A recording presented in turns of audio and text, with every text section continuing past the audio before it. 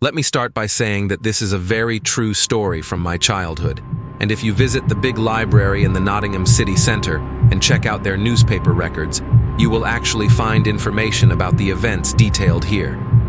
This story takes place around 15 or 16 years ago. I was just 7 years old, and my cousin Dale was around 9, maybe 10. He was staying with me while his mother was away looking after a sick relative. Since I was an only child, I didn't have many toys, and my Sega Genesis was busted, and so we didn't have much things to do that were entertaining.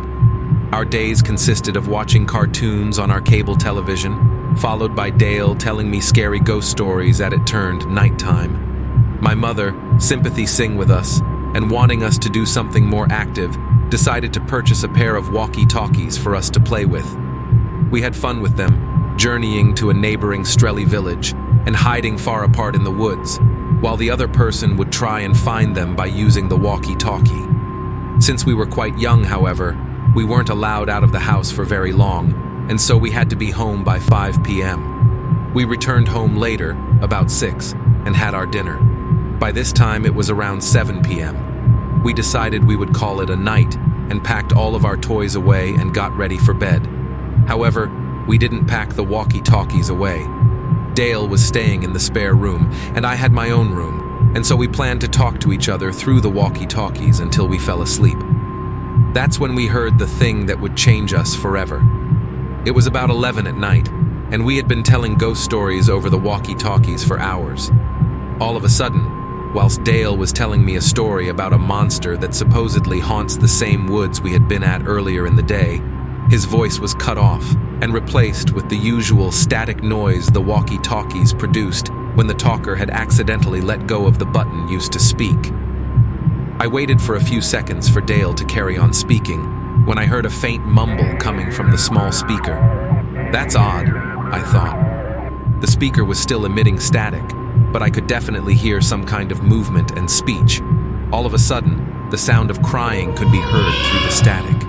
This was very creepy to me, and so I dived out of my bed and rushed to the room Dale was staying in. He was sitting bolt upright in bed, also listening to his walkie-talkie, which was emitting the same sounds, if not a second or so behind mine. The crying grew louder. "What is that?" Dale asked. "I thought you were playing a prank."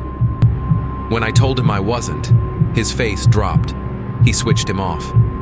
The sound still emitted from the walkie-talkie I was holding in my hand, making it impossible for my walkie-talkie to pick up sound from his.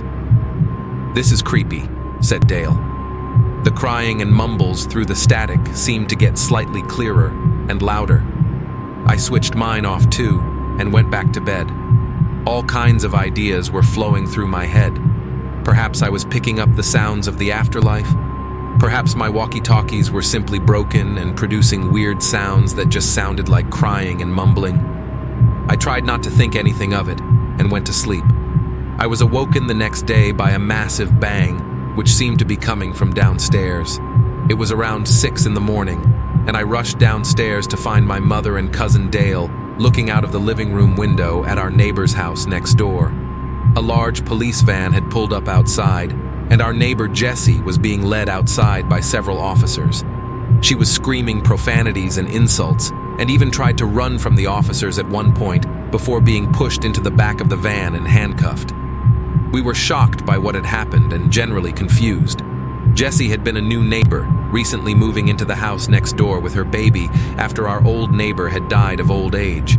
She had kept herself to herself, and as far as we had known, she was very quiet and didn't seem like the type of person that would be arrested for any reason.